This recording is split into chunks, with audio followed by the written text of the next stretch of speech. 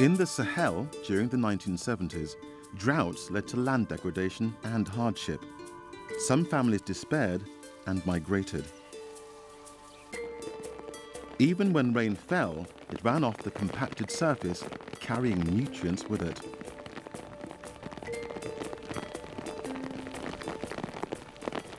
But here was an opportunity as well.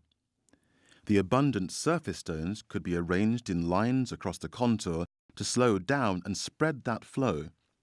A few farmers, in fact, had practiced this traditionally. Development agencies picked up the idea of improving and promoting this simple, cheap water harvesting system. One project in Burkina Faso used a model and a watering can to show farmers how the system worked. A contour stone line, some 25 to 30 centimeters in height, acts as a semi-permeable structure, slowing down runoff water and allowing the deposition of rich sediment behind the barrier, so less erosion but more water for the crops. This makes it a very effective adaptation technology.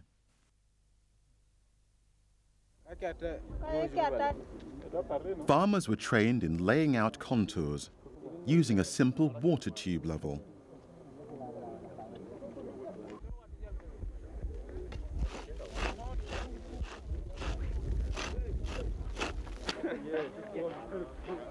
And shown how to construct improved lines by digging a foundation trench along the contour, then placing larger stones first, followed by smaller ones.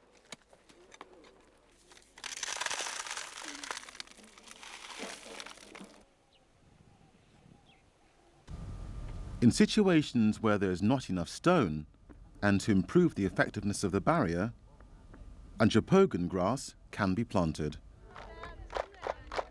Emphasis has been on encouraging villagers to work together, making rehabilitation of land a collective effort. Stone line construction was at a peak in the 80s and 90s, but still continues as more degraded land is brought back into cultivation. The technique has spread from Burkina Faso to neighboring Mali and Niger, and further into the Sahel as well. Exchange visits of farmers have helped to spread the message.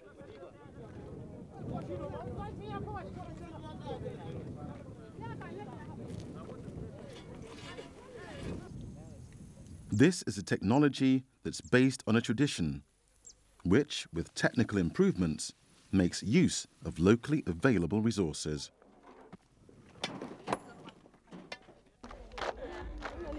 It's low cost and requires skills that can be quickly learned, but that knowledge in itself is empowering.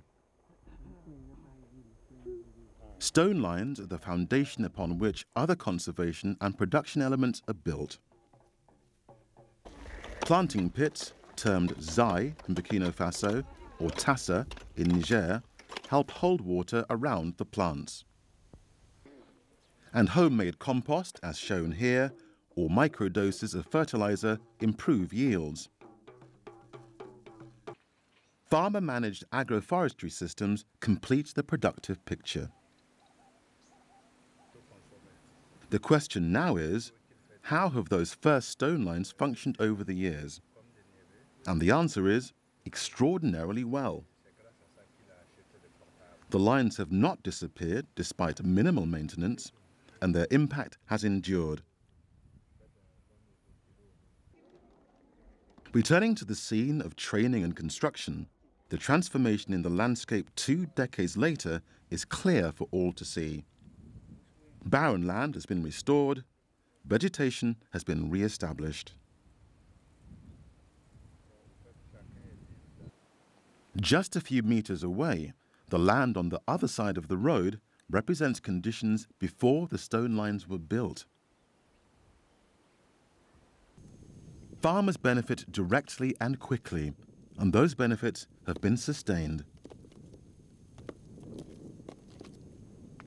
In the 90s, Bruno Kugwindiga was satisfied with the stone lines he'd built.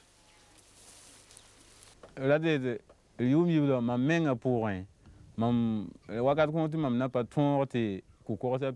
the beginning, I could not make stone lines on all my fields, so I could clearly see the difference after sowing. Where there are stone lines, the sorghum harvest is noticeably better. But how has he fared after all these years? It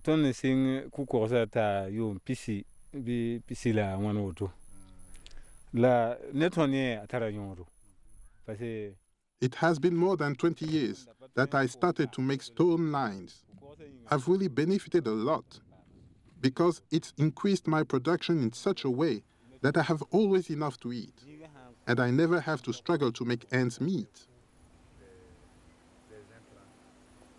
Clearly, in Burkina Faso, local people's capacity to cope with drought and land degradation has been strengthened through simple technology and sustained support from outside. There is still much degraded land in the Sahel, but on Burkina Faso's central plateau, around 1/3 of a million hectares has been reclaimed through farmers' conservation efforts, with stone lines at the very heart of the system. The beauty is their simplicity. Arrange lines of loose stone across the slope and let the stones do the work. Farmers in the Sahel understand this. And perhaps nowhere in Africa has a conservation technology spread so fast.